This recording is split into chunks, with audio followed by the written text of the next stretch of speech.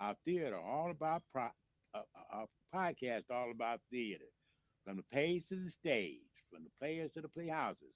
We're going to explore the stories that bring you the stories that you see on stage when you go out for live entertainment and the performing arts on the stage in theater. And we are so happy to be back with you today, discussing theater. We've had some good shows in the past. There's a lot of theater going on here in Detroit. We had shows all this past weekend. Uh, there's a stranger in my house was this past weekend. A number of shows. I went to see All Hell at the DIA this past weekend, featuring Mosaic Youth Theater. The show story that was about Julius Caesar. They did an outstanding job. Those young people put a lot of energy and creativity and effort into that show, and it was well done and well received. So we're gonna just keep bringing theater to you. We're gonna promote theater as we go throughout this year. The theater not only here in Detroit, but across the country and whenever we can around the world. So this evening, we're bringing a guest to you that has done theater, uh, but she is originally a singer and an outstanding singer, a long established singer here in the city of Detroit. And of course, there's a lot of symmetry, a lot of crossover with singers and acting on the stage and doing theater. Most people who do theater can sing. I'm one who can't, but most people who do theater have the ability to sing and can do live musicals and that sort of thing. And so we are fortunate to have with us today a singer who has done theater and established herself not only as a person who can act and sing, but write as well. And so we're going to get into her life, her history, her story, and let her tell you all about herself. So at this time, welcome Diane Mathis, our singer, actress, producer, songwriter, and playwright. Welcome, Diane, to Curtain Thank Call. you, Mr. Douglas. I am so excited and honored to be here with you because I have worked under your tutelage Oh, and okay. you produced you directed a play that I wrote, Mm, so I know how fantastic you are, and mm, I am so excited to be sitting here talking to you because it's been a long time since we've seen each other, but it has been a I while. have such great memories of working with you. So Thank you. that's been fantastic. Thank you. It's always good to work with good people, with good people who are not just good in terms of the work that they do, but just good people with good spirits and good personalities. And Diane is one of those people. Thank you. Diane, we go back to uh, a Yes. play called Family Love Yes, that I wrote, absolutely. and you played the grandmother in Yes, I did. and sang a song that was a showstopper, Yes, it was. a couple of showstoppers. Hmm. Um, one that I think I want to just mention this while I'm on the air. Uh, one of the songs you sang, which was a beautiful song, was written by uh, uh, Bishop Earl Wright Jr.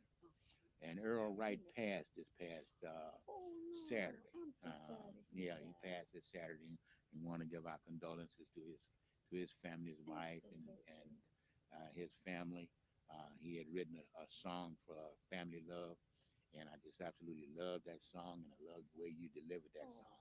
thank you so And so we much. give our heartfelt condolences to the Wright Absolutely. Earl Wright family, Thank Earl you. Wright Jr.'s family. But Family Love, and then you also did the Sam Cooke play Yes. that we did a few years ago. Everything's getting to be quite a few years ago Right, right, now. All right. right. So, Diane, Yes. as with all my guests, we always like to go back to the beginning and discover how you became an entertainer, how you became a singer, a dancer, all the things that you have done over your career. So why don't you take us back to the beginning, give us some idea how you got started, and there's some interesting stories because you go back to places that um, Golden World, which I wrote about in one of my plays that hadn't been produced yet. Okay. But yeah, just give us get us started in the life of Diane Mathis? Well, it actually started, Mr. Douglas, as a young girl at 4 years old Mm. because the Mickey Mouse Club came on Well, TV. yeah, I was a big fan of Mickey Mouse. Oh, me too. Yeah. My father took me to the store and bought me some Mickey Mouse ears, and Hmm. every day at 4 o'clock in 1955, it came on television. Hmm. And when I saw those kids dancing and singing, it struck something inside of me. Hmm. But I already had been singing with my family. The first song I ever learned how to sing harmony with my family at 4 years old was Sentimental Journey. Okay. And actually, I learned how to sing harmony. My whole family could sing. My mother had the most beautiful soprano voice. Hmm. My father was a tenor and he played a ukulele. And this crazy song he used to sing all the time, Miss Froggy Went a Courting. It was the silliest song, but my Hmm. father's voice was so beautiful Hmm. and he was so animated. Hmm. My father was, he was the kind of person that always liked to, be in the midst of stuff. Hmm. Family reunions, Christmas dinners, all this kind of stuff. He would act like he was shy, but he would like to get up and just clown. And Hmm. everybody loved Uncle Jack. So Okay. that was my first experience singing.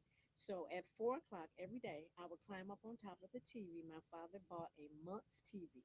It was a huge thing with a little bitty screen like this and had a Hmm. little plastic sheet over it, blue, yellow, green, Right. and I red. was Was always the getting color stupidest thing, TV. Right. but it was the stupidest thing because faces might be red one day or blue the next day.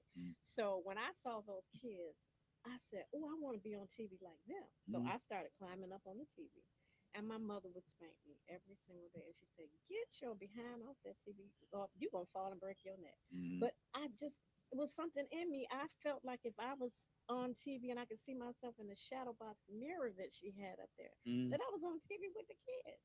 Okay. So one day she just decided, okay, I'm not gonna spank you anymore because you're not gonna stop getting on that TV. So at 4 o'clock, I was on stage Okay. every single day. I loved it. And then, unfortunately, my mother passed away when I was 7. Mm-hmm. So then I kind of just, nothing was inspirational to me. I didn't understand my mother's death because it was so tragic. Mm-hmm. But my father would take me to the Elks Club with him on Warren and 23rd because Okay. there was a lady there that was upstairs teaching dance. And Mm-hmm. my father would take me to Angot Records on Saturday to buy records for the jukebox. Mm-hmm. So I would hear the music on the jukebox, but then I started hearing this music I had never heard before. So I started climbing up the stairs and sitting on the stairs and watching. She had Mm-hmm. all these cute little dresses. They had on the tutus and the tights and the leotards all matched. Everything was either white, pink, black. Mm-hmm. And so I was mesmerized with that because I'd never seen anything like that. Mm-hmm. So every time I go up there, when she would get close to the door, I'd run back downstairs. Mm-hmm. And one day she stopped me and she said, "Why don't you come in here?" And I said, "Oh, I can't dance like your kids." And she said, "Yes, you can. You be down there dancing to the jukebox, doing the same thing that you see up here." So she made me come into the room and she put on Swan Lake and she said, "I just want you to dance." And so I did. I did everything I saw her kids do. And she Mm-hmm. grabbed me by my hand and took me downstairs. Now I'm thinking, now I'm in trouble. Mm-hmm. And my father's standing behind the bar, stacking beers and stuff. And she shouted out to him, "Mr. Hogan's, I need to talk to you." And he turned around and looked at her and he said, "What you want to talk to me for?" Mm-hmm. And she said, "Your daughter needs to be in my dance class on Saturdays instead of down here with you and your drunk friends." That's exactly how she said it. Mm-hmm. And he looked at her like, "How dare you speak to me like that?" But what she was doing was letting him know that I had some kind of talent that she wanted to nurture. Mm-hmm. So she took me to Metropolitan. It was a place over near Crowley Miller's and they had all kind of dance costumes, leotards, tap shoes, everything. She Mm-hmm. took me over there. She told him, "You gonna give me some money, and I'm gonna buy her everything she needs." And she bought me Wow. a pink, white, and a black leotard, tights, tutu, Mm-hmm. and ballerina slippers, tap shoes, and everything. And every Saturday, I was there at 11 o'clock taking Mm-hmm. tap ballet. We were there all day. She'd take me to get my hair done, my nails done, Mm-hmm. and she just kind of nurtured me. And she just told me that she saw something in me and she wanted to help me out because my father didn't know what to do with me. Mm-hmm. So that's how I got started dancing. Mm-hmm. But she was an amazing woman because she had a modeling agency. She had 10 black models and she traveled all around. And every time she would do something, she would kind of incorporate me in it, but she didn't know I could sing. Mm-hmm. And how I got started singing. Well, actually, How I got started singing was she took me to Cresty, and they had a Patty Playpal doll, and you hold her hand, and she would walk. Mm-hmm. And I was just mesmerized by this doll, but of course it was a white doll, Mm-hmm. with the curly blonde hair and all that. And I said, "Oh, I would love to have that." And she said, well, "Maybe one day you can get it." So I'm thinking, I'm gonna get that doll one of these days. So guess what? My father asked me, "What did I want for Christmas?" I said, "Marry Miss Davis." And he looked at me and he said, "Are you crazy? I'm not marrying that woman. She's too hoity-toity." That was his words for her describing her. She's hoity-toity. Mm-hmm. And I said, "What does that mean?" He said, "She's uppity." And I said, "No, she's not, Daddy. She's a really nice lady. Look at she got my hair done. She got my nails done. She treats me like I'm a princess." And they got married the Okay. next year. Okay. So here I am seeing this doll. One day the doll comes to my Mm. house Okay. after they got married.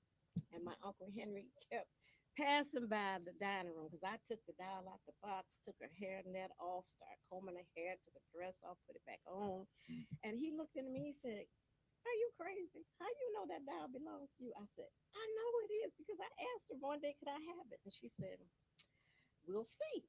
So he said, "You're going to be in trouble because you wouldn't took that box and opened it up without permission." Then it got close to the time she was coming home from work, and I got scared because he kept coming by the dining room, and you going to get in trouble. So, Mr. Douglas, I took that doll and put it back in the box, and I couldn't find anything but some scotch tape.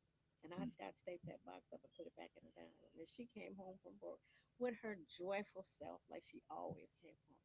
And she used to call me Twinkle because she said when I get excited, my eyes would light up. And so she said, "Hi, Twinkle, how was your day today?" And I said, "Oh, it was really nice," but I didn't say nothing about the doll. So she says to me, "Did I get a special package today?" And my eyes got this big because I was like, "Oh, Lord, I don't know what to say." I didn't want to lie, but I was afraid. I didn't know what she would say or how she would respond. And my Uncle Henry standing over in the corner looking at me, shaking his head like, I was like, "Oh my God." This is what she said. She asked me 3 times, "Did she get anything special?" And I said, "I don't think so. I don't think so." She came back the third time and she said, "You know what? I'm disappointed in you because you did not tell me the truth." I said, "What? What you?" She said, "You opened my box and you opened my box without permission." And Mr. Douglas, my heart sank in my chest because she had never raised her voice at me. She had never spanked me or anything. So she told me, "Go in your room," and she said, "You're going to get a spank." And I Oh. said, "Oh my God, I can't believe it." So what happened was she had bought me this old, it was like a curio cabinet that closed up, but it was 3 mirrors. It was like a little dressing table. Had the little tough seat and the red velvet inside it, the knobs were gold, and she had refurbished it herself. That was Mm. something she liked to do as well as design costumes and all this. And she said, "I am so disappointed in you."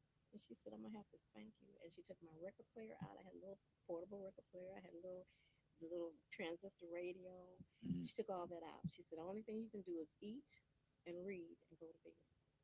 And I was devastated. So I'm sitting in this mirror.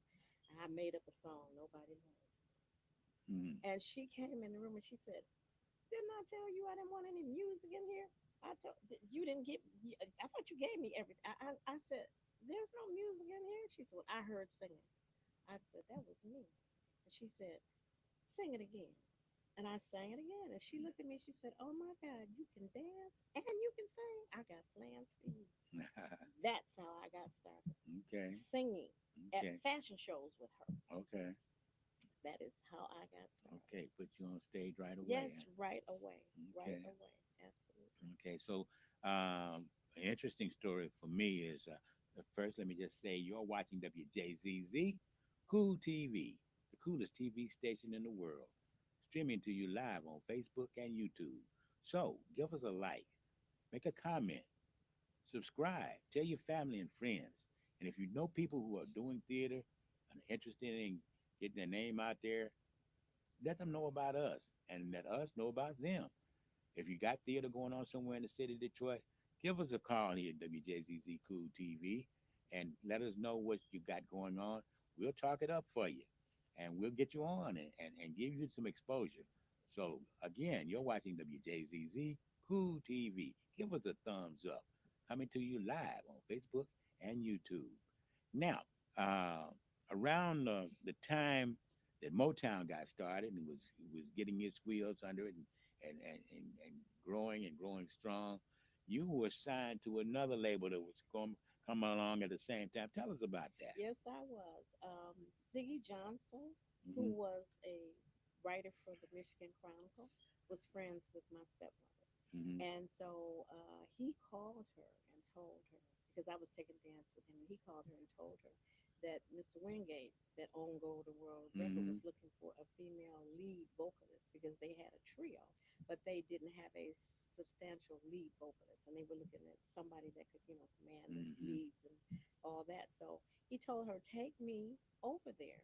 So she did. She took me over to Golden World Records, Hmm. and I auditioned, and the girls were so funny to me because they were, I thought they were much older than me. They really weren't. They were like 2 years older than me, Hmm. but they were more mature, because I was only 14 when I started going over there.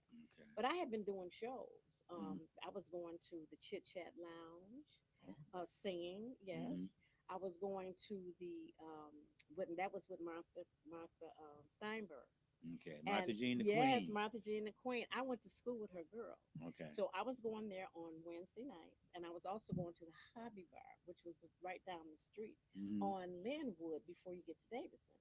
And We're Rudy talking Robinson, Detroit history, people. that's right. Rudy Robinson was the keyboard player there, and she would take me. I couldn't sit nowhere near the bar. I could sit in the chair Hmm. and drink a little it's cherry 7 Up and some grenadine in it. And Hmm. and then they would let me come up and sing. And I was singing songs like The Masquerade is Over and Drowning My Own Tears. All these songs were by Stevie Wonder when he did a dedication to Ray Charles. So I Okay. had that album, Okay. and I listened to that album daily. And I Hmm. learned all these torch songs. Hmm. And so even at my age, being so young, you know, I had a command of the audience, and Hmm. I guess I was like an anomaly because I was so young. Hmm. And they would let me come up and sing, and I got a rave review. And what really made me feel great was when they would clap so loud and let her sing another song. But they said Hmm. no, she can only do these 3 songs, and then she got to get out of here. Hmm. So my stepmother, bless her heart, she would take me, sit there, let me do my thing, and then she'd take me back home. But when Okay. I went to Golden World, I sang Misty, Hmm. and the girls, they were so funny. They looked at me and they said, "Well, we have to go to our office and have a meeting to figure out if they wanted me to be Hmm. part of their group." Mr. Douglas, the office was the girls' bathroom. Ah. And so I had to go to the bathroom. So I went to the bathroom and I heard them in there just cackling and talking and, well, yeah, we got to get her.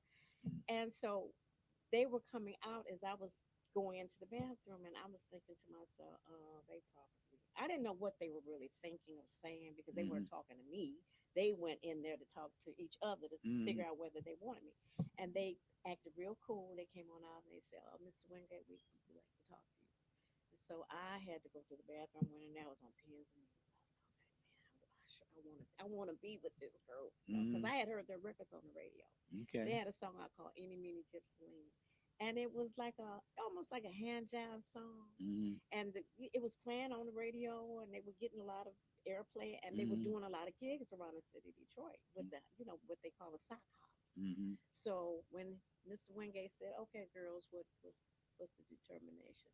And they jumping up and down. We want her, Mr. Yeah, we want her, Miss. Yeah, we want her, Mr. Wingate, because she can really sing. Hmm. And that's how I got signed. And Okay. the first song that they had for us to do, as me being the lead, two guys came to the studio, Robert Staunton and Robert Walker, and they brought this song in, How's Your New Love Treating You? Hmm. And it was an amazing, fantastic song. But the thing was, I had never recorded before.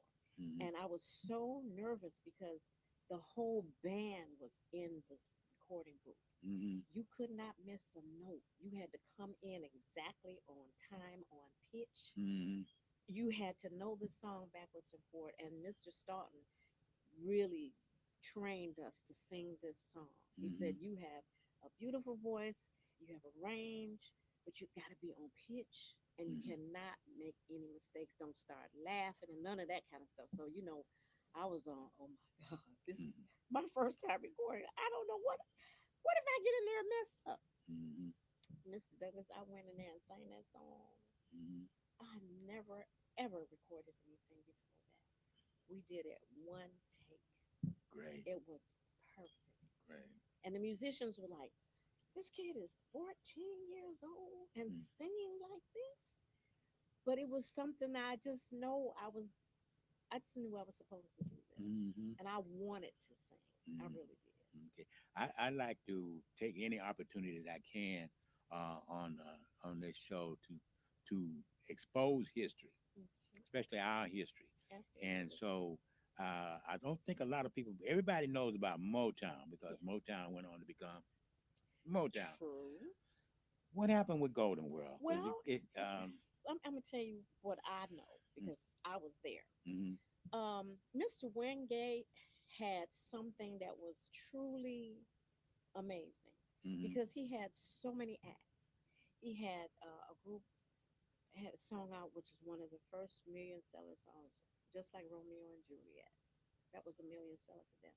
okay, The Holidays, I Love You Forever. mm-hmm, But it ended up being Edwin Starr singing the song, even though Maurice Tony Gray wrote the song. mm-hmm, He and his friends, who were the Holidays, was Robert Butch and Tony. They wrote the song, came up here from Mississippi because they heard Eeny Meeny on the radio, mm-hmm, and they said, "We want to come to Detroit." But they didn't necessarily want to go to Motown because Motown was already established and saturated, mm-hmm, and they didn't think that they would get, you know, sign on because sometimes they would sign you on, but it's to sign you on to silence you. yeah, That's what it was going on. mm-hmm, Edwin Starr came from Golden World. The late great Pat Lewis came from Golden World. Patsy Lewis sang with Isaac Hayes with Hot Butter So she did all the vocal arrangements. mm-hmm, She sang for some of everybody, just like the Debonaires sang for some of everybody. I mm-hmm, mean, the Spinners, the Manhattans, all the see. A lot of people don't know the history what Golden World did mm-hmm, because it brought in talent, just like Motown. mm-hmm, Now, unfortunately, they didn't have a Miss Maxine Powell there, mm-hmm, but they had an elegance because Mr. Wingate was not for any foolishness. It mm-hmm, was serious for him to do mm-hmm. this recording company. So he had the holidays. The dramatics started off at Golden World. Okay. Their first song was Bingo, Love Has a Winning Hand.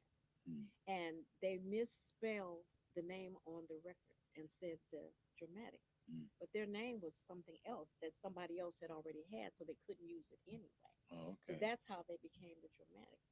But that was their first song. Ron Banks was one of the I grew up with Ron Banks. He lived around the corner from me when I was growing up. So I kind of knew some of the dramatics when they were at Golden World. Mm-hmm, Like I said, the Edwin Starr, he had songs, you know, SOS, sending out a message. mm-hmm, So Golden World was Mr. Wingate's baby because he felt like he had just enough. And Orthea Bond's brother was there, J.J. Barnes. He was a okay. heck of a singer and a writer. Mm-hmm, Now Motown took him as a writer, but J.J. didn't want to go as a writer. He wanted to be a singer, but they kept saying he was too close to Marvin Gaye, which okay. I never saw that.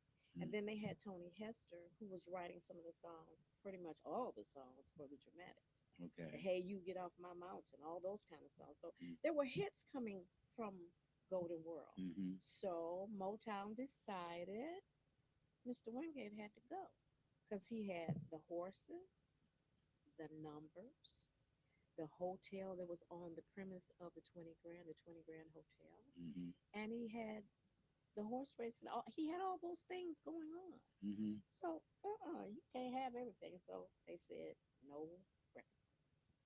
So they bought us out Really? or kicked us out, pretty much.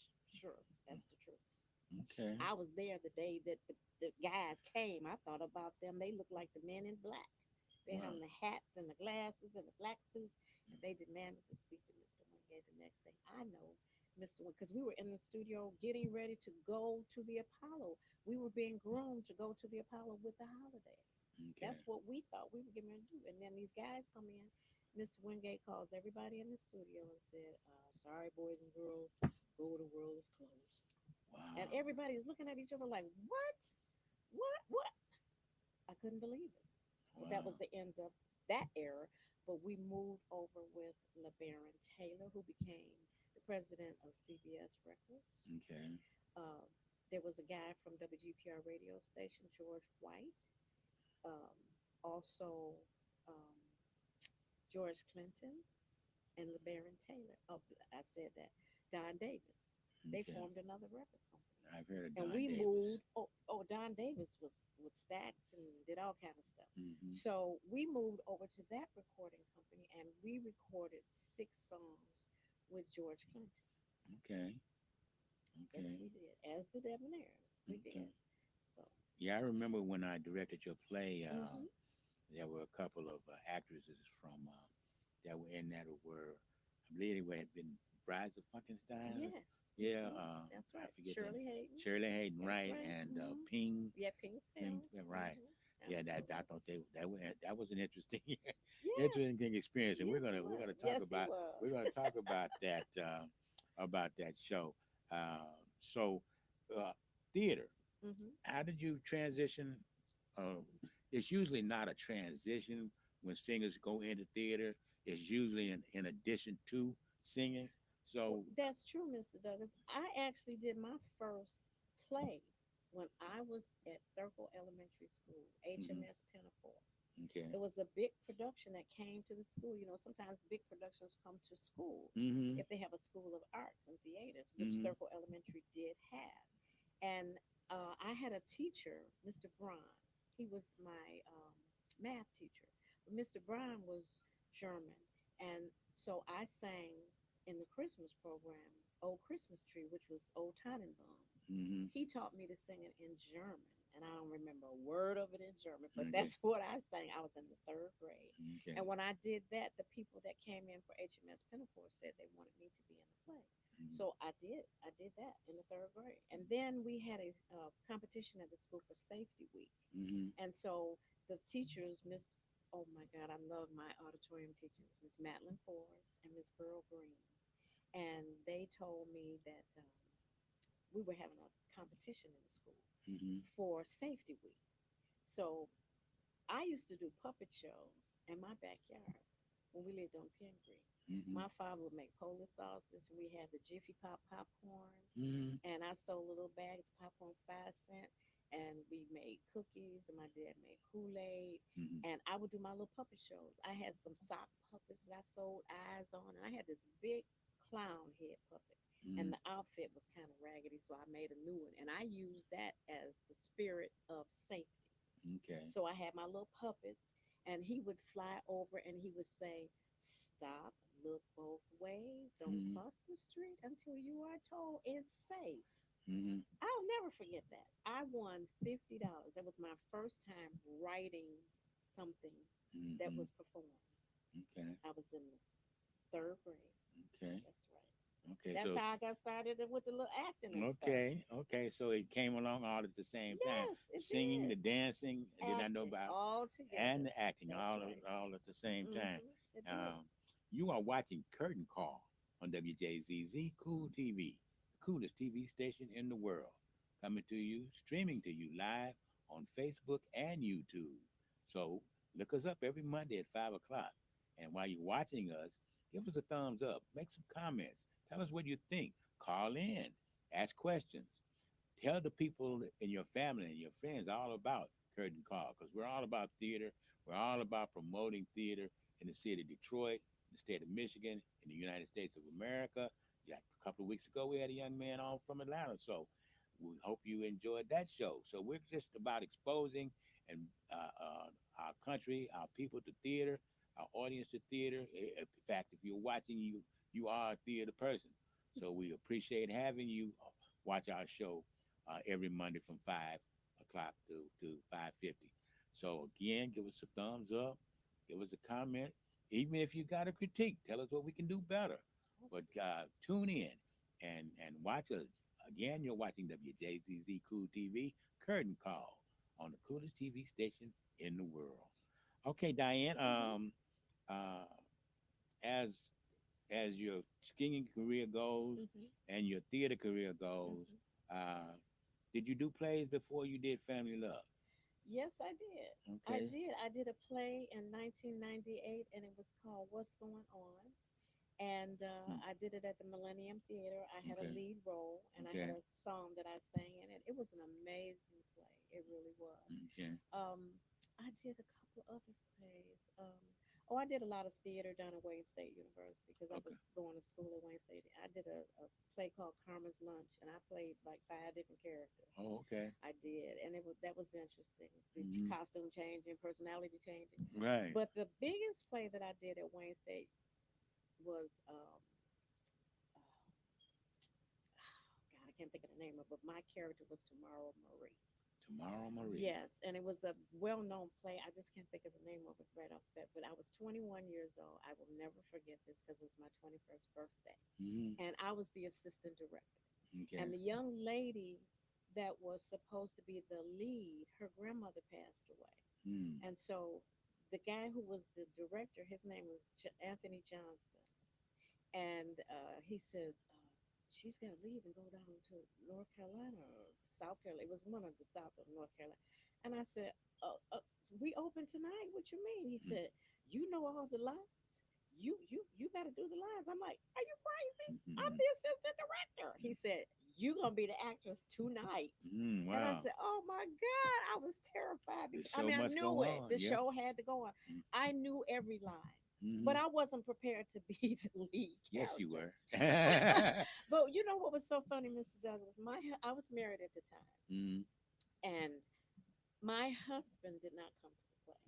And I was very upset with him because this is my first time taking on this lead role. I was the extra, or maybe I was the alternate person, Mm-hmm. but this time I had to take on the whole role. Mm-hmm. And Mr. Douglas, I'm telling you, it was the craziest thing because I had on these red and white. Remember the black and white shoes that girls used to wear growing up? Mm-hmm. Well, I had on red and whites, and it was in the 70s, so it had like a wedge heel. And I tied it too tight, and I couldn't get the shoe off. I had to take my shoes off of what I was doing, and Mm-hmm. I couldn't get the one shoe off. So I'm walking around like this, one up, Wow. one down, one up. And the audience thought it was part of the production, but it wasn't. I just couldn't get my shoe off, so I Mm-hmm. just played it off, Yeah. and we got a standing ovation. So now I'm mad at my husband. So I go home and the house is pitch black, no lights on, no nothing. I'm like, what in the world is going on? So I go in the house and I put my key in the door, and it's all dark inside, and I'm like, this is my birthday. This is my 21st birthday, and he ain't nowhere to be found. And I went to the kitchen and I heard like chitter chatter. And I'm like, what in the world is going on? So I turned the basement light on, and all the cast was in the basement Oh, at okay. my birthday party, my surprise birthday party. Okay. I couldn't believe it. But that was, I wish I could think of the name of the play, but that was an amazing play. And that was my character, Merle Marie. I Okay. remember that name. I just don't remember the name of the play. Okay. Okay. I know. I remember. Actually, I don't remember uh, how you came to audition for Family Love. I don't either. I have no remembrance how or why I came to Mm-hmm. the play. Because I had been using a young lady that had played the role. Uh, I had done it a few times, Hmm. and I forget who. I think I can't remember any of. Was it was did I remember you telling me it was like somebody major that had played the role. Oh well, when we did it at the music hall, Hmm. um, because we did it at the music, we did Family Love at the music hall in 1997, and the person who played the grandmother was Vanessa Bell Armstrong. Right, and I love Vanessa Bell Right, right, Armstrong. and so she did. She sang that song Hmm. that Earl Wright wrote, Right. and then she sang one of her own song, uh, nobody but Jesus, Okay. and Okay. turned it out. I know You she turned did. it I out. love her. Yeah, and we also had Roger E. Mosley, who did Oh, really? the grandpa, Okay. yeah, and Allison Williams, who played the mother, Okay. and Sherelle, who played the daughter. And I'm not Oh, going to say okay. anything else about that. And uh, the young man who played Al Bolden, you remember Al Bolden, Yeah. was Tony Grant. Oh my Tony Grant, who is right goodness. now the lead singer of I the know. of the I Temptations. love him. I just Yeah, saw him a couple months right, ago. right. And so he was our I mean, young man out of Chicago, uh, something Ford, Kevin Ford Okay. played Tony, Okay. and it was a good production. It was a good production. It just so happened that the promoters at the time were looking for a particular formula, Okay. and my play didn't fit the formula. What's the formula? They wanted someone over the top. They wanted it. They wanted the play to have kind of like slapstick humor, I don't the like that. over the top humor. They wanted to I make don't the like grandfather, but basically a buffoon character. Oh They no. wanted me to put Why the did they son on expect that? drugs, and they wanted to change the name from Family Love to the Kitchen Table. Oh And no. of course, the music was already good. So Right. The music is the music was wonderful. good. They liked the music. They actually had a playwright, a writer, Angela Dunlap, Mm. read the play to tell me how to change it to make it what they wanted for the stage. She read the play and told me it didn't need to be changed at all.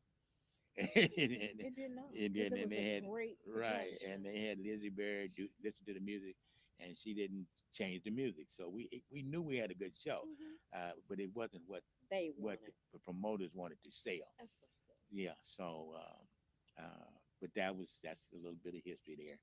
But the play we can continue to do the play, and then you Well, came I along. tell you, I enjoyed doing that play. Mm-hmm. And Mike White, Mike White, that's with my his grandpa. amazing, crazy self, Mm-hmm. Mike really took me to another place because Mike loves to ad lib. Mm-hmm. And I would follow him, if you remember. Mm-hmm. And he told me, and he says it all. He every time I see him, he calls me Elizabeth. Mm-hmm. He said, "You are the only person that could follow when I would do what I do." He said, "How did you do that?" I said, "I don't know. I just Mm-hmm. knew what you did was crazy, so I had to follow what you did to keep up." Mm-hmm. So that was the best experience for me because I learned how to be off the cuff Mm-hmm. and follow somebody that was doing something that was not a part of the script. And Mm-hmm. that's not easy to do, especially if you don't know how to follow. Mm-hmm. But I guess I'm spontaneous enough that I could keep up with him. Mm-hmm. And I loved every moment of that. And I am so proud of some of the people that I have known through you that have gone on to celebrity status, like Mm-hmm. George. Like George. George is Lord, shooting. I George is love shooting a George. movie right now here in Detroit Is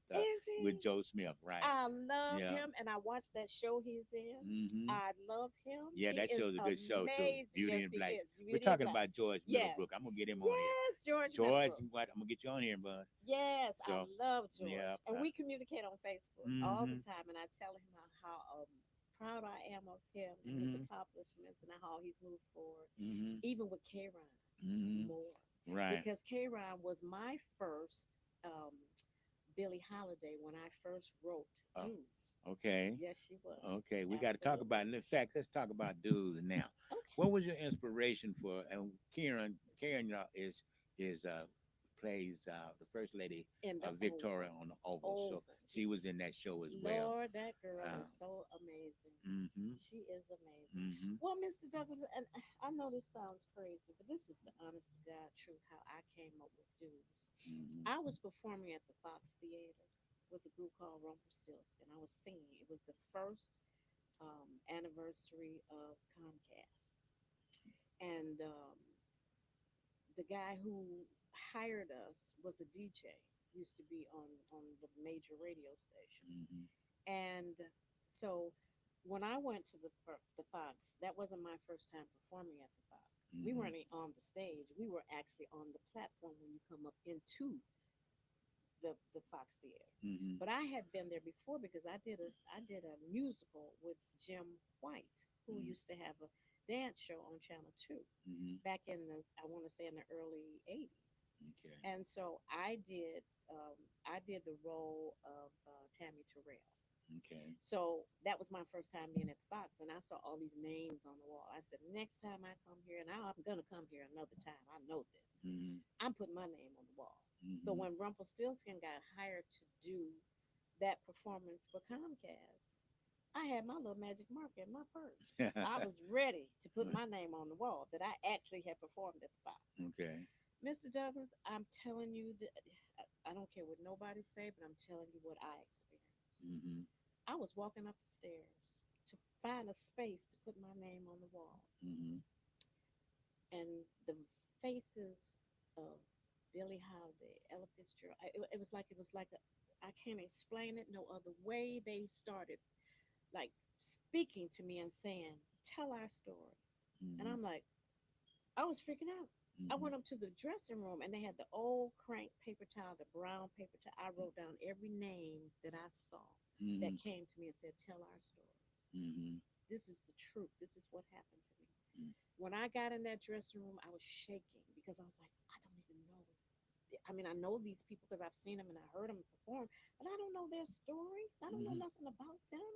Mm-hmm. So when we went to Wisconsin, because when we left there, we went straight to Wisconsin to perform at a place that was like this big showroom, and we opened up for Sha Na Na. I went to the library. I got every book of every person that I saw visually Mm-hmm. to read about their lives. I got Mm-hmm. music. I got DVDs, because I always had my computer with me so I Mm-hmm. could watch movies. Mm-hmm. I watched the movie Stormy Monday. Mm-hmm. I watched Cabin in the Sky. I watched all the movies where these people who came to me spoke to me, and I Mm-hmm. said, "Wow, these people are amazing. These black women, Mm-hmm. they have done so much to open the doors for me and everybody who is on the stage Mm-hmm. now." And they were ostracized because they spoke against the Vietnam War. That was Eartha Kitt. Mm-hmm. Um, so was Josephine Baker, because she was over Right. in France and Mm-hmm. she was doing stuff and they were saying she was a communist and Mm-hmm. all that was not true. But you know how they marginalize black women. Mm-hmm. So when I got all this information about who these characters were, Mm-hmm. I said, I got to make this story make sense. Mm-hmm. I was sitting in my bedroom one night and I couldn't sleep. I just could not sleep. So I got up and I started writing this story. And it came to me as I was leaving the Fox Theater. You ain't paid no dues until you heard my blues. That I kept seeing that when I closed my eyes. I kept hearing that. I Mm-hmm. was like, okay, that's my title. Okay. Because it speaks. You ain't paid no dues until you understand what I've gone through as a black female entertainer Mm-hmm. to open the door for these young girls who have no clue of who these women are and what they Mm-hmm. went through and what they sacrificed. Mm-hmm. That's how that story came to be. And I will stand on that till the day I die. God gave me that vision so clearly. Mm-hmm. The songs came to me Mm-hmm. for each one of them. Mm-hmm. Everything came to me. I mean, I was in a place where I was 24 hours, I was on my computer. I'm Mm-hmm. writing. I'm writing songs. I'm speaking into my little old phone I use as my recorder. Mm-hmm. And I went to Robert Jones, who is now gone. I I remember love Robert. him. I miss him. Mm-hmm. Robert Jones is one of the most prolific pianists. He did classical music as Mm-hmm. well as rock and roll, and country and pop and hip Mm-hmm. hop. And when I would go to him and say, "Rob, I got this idea," Mm-hmm. he'd say, "Okay, sing it." And I would sing it, and then he'd say, "Oh, okay, I got this, I got this." And then he would just come up with the music. The Mm-hmm. one song that I really wanted to use was Strange Fruit, Mm-hmm. because I wanted Billie Holiday's story. Because Mm-hmm. when I found out where Strange Fruit came from, Right. it came from Abe Maripole, who was a teacher, Mm-hmm. a high school teacher. Mm-hmm. He wrote it as a poem.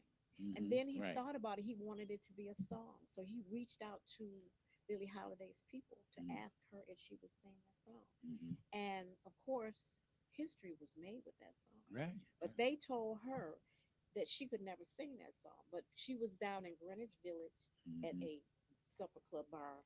Mm-hmm. She would stand in the middle of the floor at 12 o'clock at night, and they would allow her put a spotlight on her and sing it.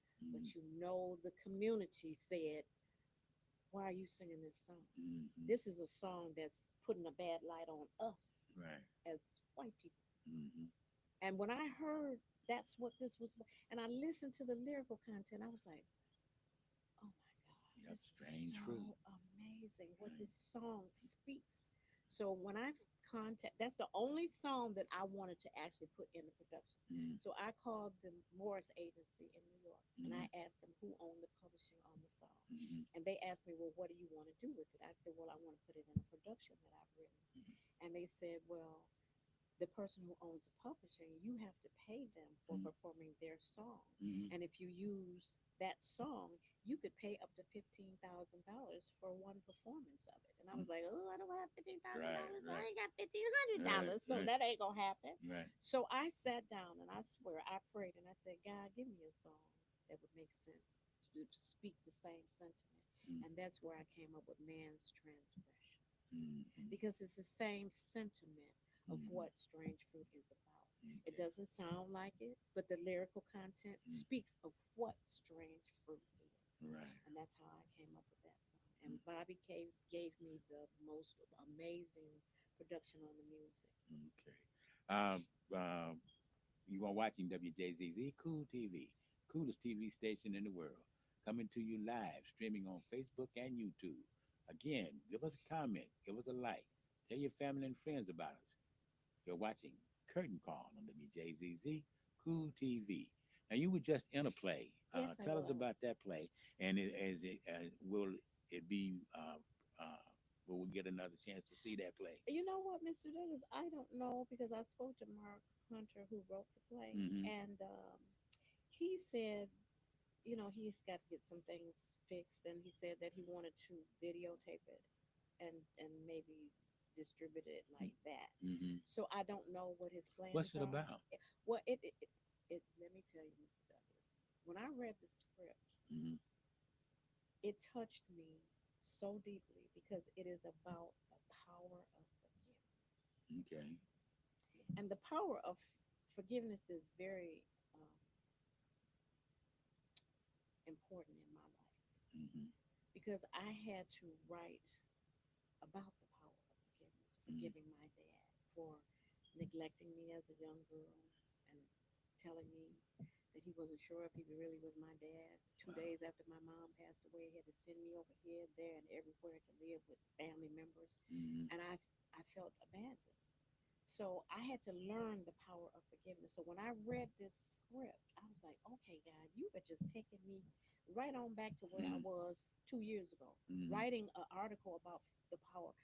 The power of forgiveness is tremendously amazing, and it has to happen in everybody's life. Mm-hmm. Because if you don't forgive, you'll never get to where you need to go. Mm-hmm. Because forgiveness is poisonous. Unforgiveness is poisonous to your life, Right. your mindset. Mm-hmm. So that's what this play is about. It's called What's a Man to Do?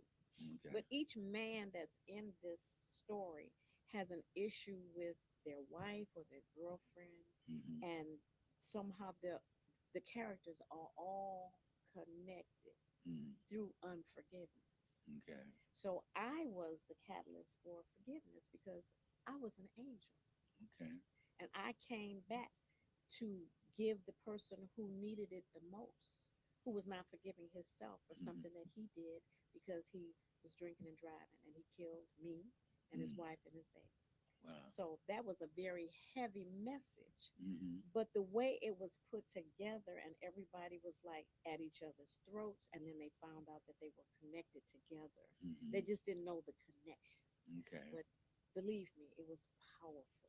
Okay. It was Well, very powerful. you're gonna have to keep us informed about I it will. if that show comes back, I and certainly will. and any other plays that yet you will be in. Well, Um. not necessarily that I will be in, but I'm writing. Okay. And you know Kimberly, Mm-hmm. that Eartha Kitt. Mm-hmm. She is my partner. We have Okay. an organization called Sisters of the Earth. Right. And we Right. collaborate on different things. And Mr. Douglas, honestly, I'm just not saying this because it's me that's part of it. Mm-hmm. But Kimmy is an amazing writer. Okay. And she is funny as heck. So we have collaborated on a couple of things. Okay. And as we are working on these things and getting our copyrights and things in place, Mm-hmm. I'm saying to myself, we have something special Okay. because we're not addressing the average thing that you see on Mm-hmm. YouTube or Tubi. Mm-hmm. We're doing things that are family orientated Right. and teaching messages of our past and our history Okay. and taking it into the future. All right. So that's what we're doing. Okay, and Positively. you will get an opportunity to let our audience know Oh all the yes. things she's doing, and you know why?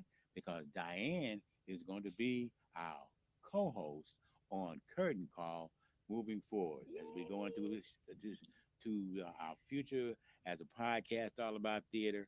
Diane is going to be our co-host, and we're going to talk about theater. We're going to incorporate music. We're going to incorporate writing and everything that's going on in the city. So she'll be able to tell you what she's doing, and I'll be able to tell you what I'm doing as we move forward. So we're glad you joined us today for Curtain Call. Thank you, Diane, Thank you for for being a having me. guest, Thank and we're you. looking forward to having you on Me as too. a co-host. And so be sure to stay tuned and watch us. Uh, please check us out next week when our guest will be Jesse Boyd Williams, one of the most preeminent young actors in the city today. So thank you and have a good evening.